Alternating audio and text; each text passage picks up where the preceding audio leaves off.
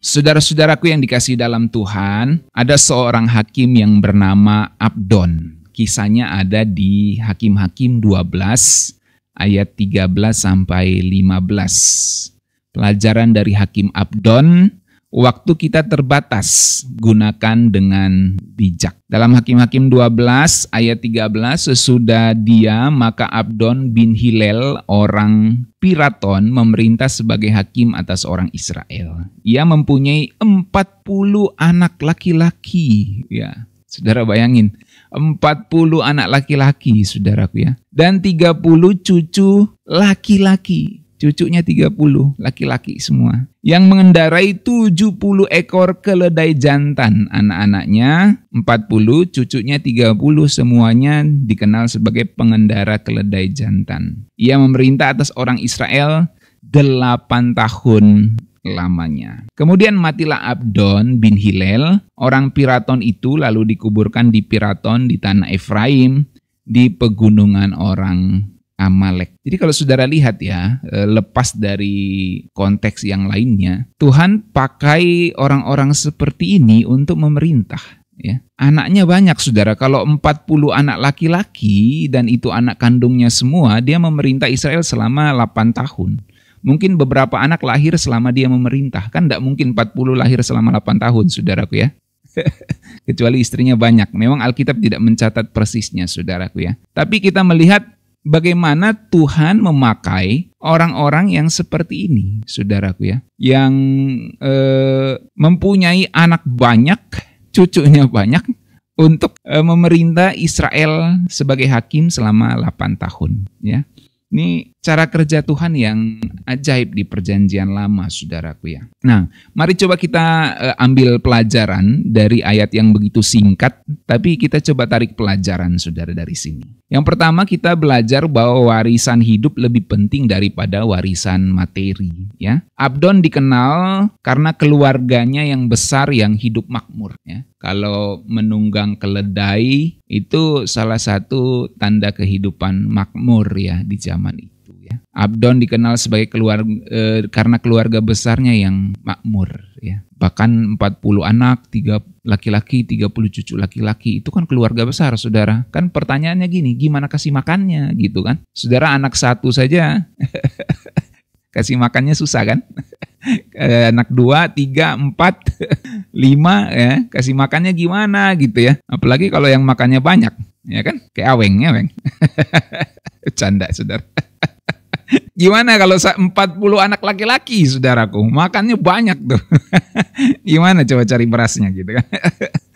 Ya, poin saya adalah maksudnya keluarga ini keluarga yang makmur, saudaraku. Alkitab tidak mencatat tindakan spiritual atau kepemimpinan dari si Abdon ini secara kenabian. Hanya dicatat begitu saja, saudaraku ya. Dia punya 30 cucu, 40 anak laki-laki. Dan itu merupakan tanda kemakmuran, ya, tanda kemakmuran. Jadi dari sini kita bisa tarik pelajaran penting lah, bahwa memang kekayaan itu tidak salah, saudaraku ya. Kekayaan tidak salah. Tetapi yang paling penting itu adalah warisan iman. Ya. Saudara kalau bisa kaya ya kaya saja, tidak ada salahnya. Tapi yang penting itu warisan iman kepada anak cucu kita, saudaraku. Daripada sekedar keledai atau status sosial saat itu. Kalau sekarang mungkin kita bisa mewariskan tabungan, kita bisa mewariskan harta, kekayaan, aset-aset kepada generasi di bawah kita. Tapi apakah itu penting, sungguh-sungguh penting untuk kehidupan kekal mereka? Yang terpenting itu adalah warisan iman, saudaraku ya. Banyak orang hari ini membangun karir, berlomba-lomba untuk membangun karir, mengumpulkan harta untuk anak cucunya nanti. Tapi apakah mereka juga membangun iman mereka di dalam Tuhan? Kita terlalu sibuk dengan berbagai kegiatan aktivitas kita untuk mencari nafkah. Nggak salah karena memang kita harus makan dan makan butuh duit. Tapi jangan sampai lupa kita membangun iman kita, saudaraku, di hadapan Tuhan. Ya. Dan tidak jalan lain, saudara harus melakukan disiplin rohani untuk membangun iman, saudara. Ya. Jadi jangan hanya wariskan harta benda, tapi wariskanlah iman kepada generasi selanjutnya. Yang kedua, saudaraku, makmur itu tidak selalu berarti menyenangkan hati Tuhan. Walaupun kita mungkin saat ini keadaan ekonominya baik, keadaan ekonominya tidak mengalami kesulitan, atau mungkin orang bahasa kerennya sudah mengalami financial freedom, ya, kebebasan finansial. Mau beli sesuatu enggak pakai mikir, beli aja gitu kan. Berapa harganya? 10 juta, cuma 10 juta nih, receh nih gitu kan. Kalau kita saudara mau beli barang 30.000 aja mikirnya panjang saudaraku ya. Lama mikirnya, ini 30.000 kalau perlu nawar sampai 15.000 gitu kan. Kasihan pedagangnya. Nah, jadi maksud saya adalah saudaraku, makmur itu baik, tidak salah. Tapi makmur itu tidak selalu berarti menyenangkan hati Tuhan. Ya. Jadi 70 keledai menandakan bahwa keluarganya Abdon ini keluarga elit. Keluarga elit ya namanya, makanya Tuhan pakai juga mereka dengan keadaan seperti itu untuk menjadi hakim.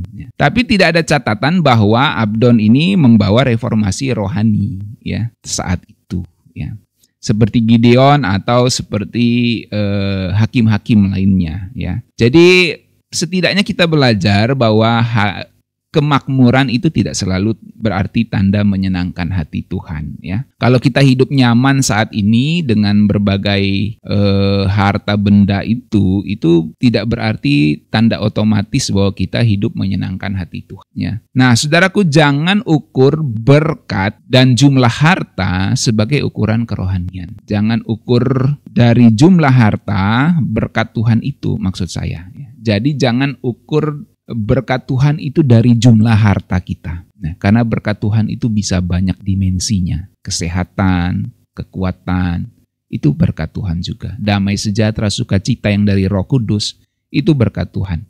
Karena ada banyak orang yang kelihatan makmur secara jasmani, finansial, tapi tidak sukacita dan damai sejahtera di dalam hatinya.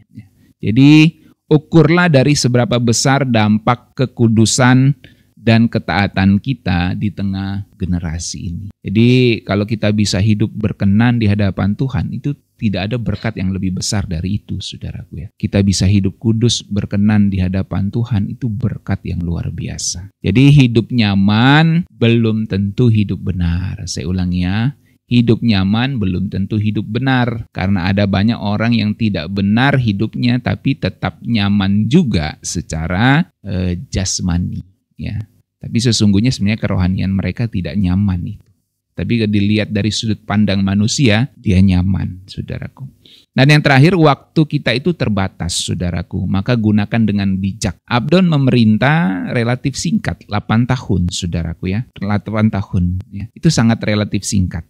Namun hidup singkat bisa punya dampak kalau digunakan untuk memuliakan Tuhan. Saudaraku, hidup kita ini sangat singkat, tapi hidup ini adalah kesempatan untuk kita berdampak bagi orang-orang di sekeliling kita. Berapa lama hidup kita itu sebenarnya tidak terlalu penting, tapi seberapa kita berdampak di dalam waktu hidup kita, itulah yang terpenting, saudaraku, bagi kerajaan sorga. Karena kalau diukur-ukur Tuhan Yesus juga cuma 30 tahun hidupnya, sangat singkat ya.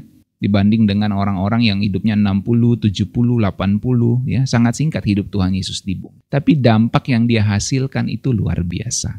Jadi bukan soal panjangnya umur, bukan soal panjangnya lama kita menjabat, tapi seberapa berdampak di umur hidup kita, seberapa berdampak kita selama jabatan kita. Itu yang paling penting, saudaraku. Jadi Tuhan pakai 8 tahunnya Abdon bisa untuk mempengaruhi generasi-generasi selanjutnya. Ya. Seberapa berdampak kita bagi generasi selanjutnya. Mari kita renungkan bersama-sama. Tuhan Yesus berkati kita sekalian.